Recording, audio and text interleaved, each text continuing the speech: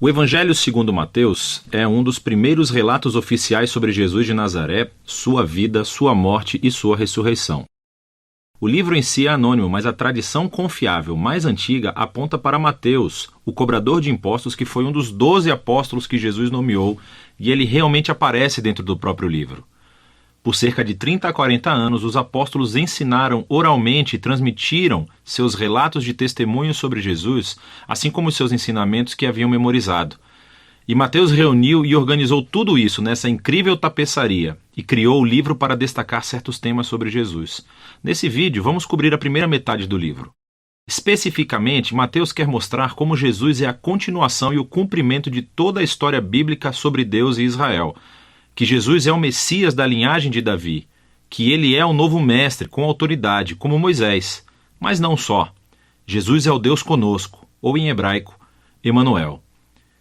E Mateus desenhou esse livro com uma introdução e depois uma conclusão.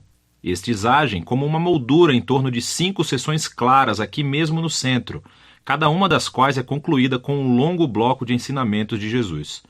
E esse conceito é intencional e incrível. Veja como isso funciona. Os capítulos de 1 a 3 preparam o palco, vinculando a história de Jesus diretamente ao enredo da escritura do Antigo Testamento. Então Mateus abre com a genealogia de Jesus, destacando como ele é da linha messiânica do filho de Davi.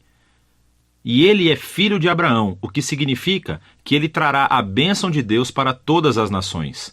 Depois disso, temos a famosa história do nascimento de Jesus e como todos os eventos cumpriram as promessas proféticas do Antigo Testamento que as nações viriam e honrariam o Messias. Que o Messias nasceria em Belém, mas, mais do que isso, a concepção de Jesus pelo Espírito Santo, seu nome, Emanuel. Tudo isso trabalha em conjunto para mostrar que Jesus não é um mero humano. Ele é Deus conosco. Deus se torna humano. Então, você pode ver 2 dos principais temas de Mateus aqui na introdução. Ele é da linha de Davi, ele é Emanuel, mas Mateus também quer mostrar como Jesus é um novo Moisés. Assim como Moisés, Jesus saiu do Egito, atravessou as águas do batismo e viveu no deserto por 40 dias. E então Jesus sobe a uma montanha para entregar seu novo ensinamento. Através de tudo isso, Mateus afirma que Jesus é o prometido maior do que a figura de Moisés, que libertará Israel da escravidão. Ele vai lhes dar um novo ensinamento divino. Ele vai salvá-los de seus pecados e estabelecer uma nova aliança entre Deus e o seu povo.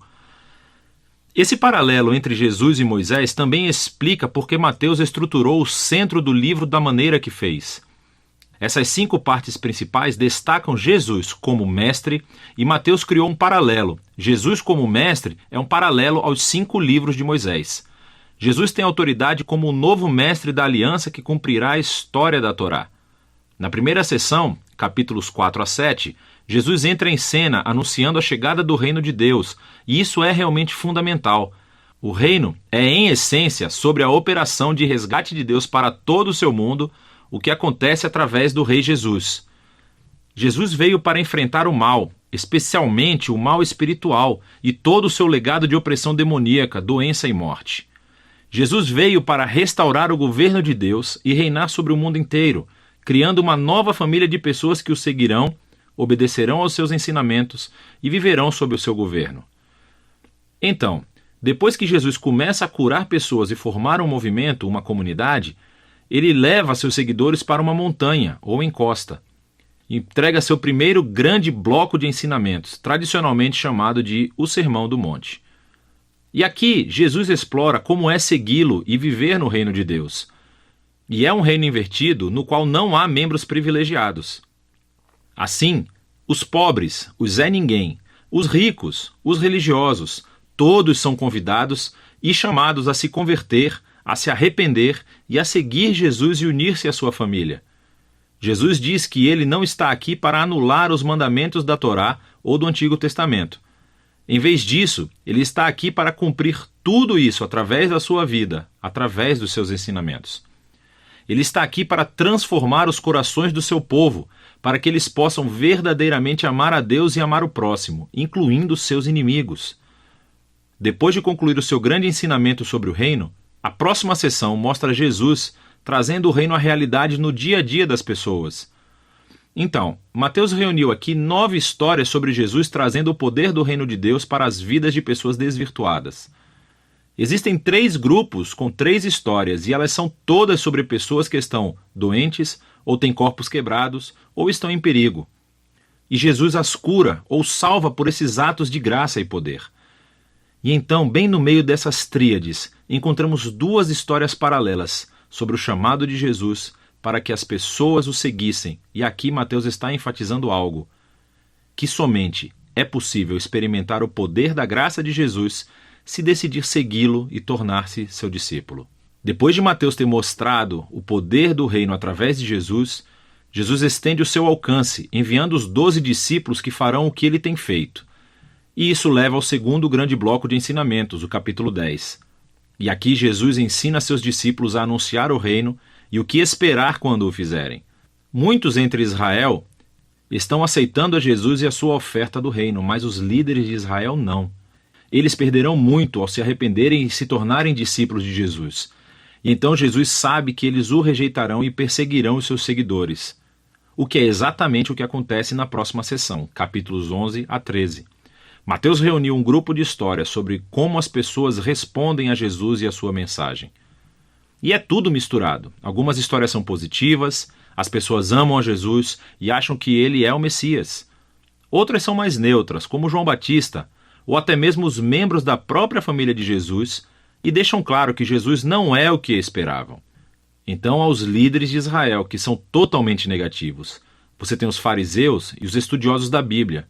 Todos rejeitam Jesus. Eles acham que ele é um falso mestre, que está levando as pessoas para o caminho errado. Eles pensam que Jesus é uma blasfêmia com essas declarações exaltadas que ele faz sobre si mesmo. Mas Jesus não fica surpreendido ou se abala com essas respostas tão diversas. De fato, ele se concentra nisso no terceiro bloco de ensinamentos no capítulo 13. Aqui, Mateus reuniu um monte de parábolas de Jesus sobre o reino, como um fazendeiro jogando sementes em 4 tipos de solo, ou sobre um grão de mostarda, uma pérola ou um tesouro enterrado. Essas parábolas são como um comentário sobre as histórias que você acabou de ler nos capítulos 11 e 12. Algumas pessoas estão aceitando Jesus com entusiasmo. Outras o estão rejeitando, mas o reino de Deus é de valor supremo e não deixará de se espalhar apesar de todos esses obstáculos. Então, essa é a primeira metade do Evangelho segundo Mateus. Aqui estão mais algumas coisas para analisar enquanto lê esses capítulos. Lembre-se que Mateus está apresentando Jesus como a continuação e o cumprimento da história do Antigo Testamento. Então, procure como ele se entrelaça nas citações do Antigo Testamento. E o que você encontrará é que elas são colocadas em pontos estratégicos da história, explicando mais sobre Jesus e a sua identidade. Então pare, reserve um tempo para pesquisar essas referências e as leia em seu contexto do Antigo Testamento e, na maioria das vezes, você descobrirá conexões muito interessantes. Por fim, preste atenção aos tipos de pessoas que aceitam Jesus e o seguem. E você verá que na maioria das vezes são pessoas que não são importantes, não são ninguém ou não têm religião. E essas são as pessoas que são transformadas pela sua confiança ou fé em Jesus e seguem-no. E são os religiosos e os orgulhosos que são ofendidos por ele. Então, como é que essa tensão entre Jesus e os líderes de Israel se manifestará? É disso que se trata a segunda metade de Mateus.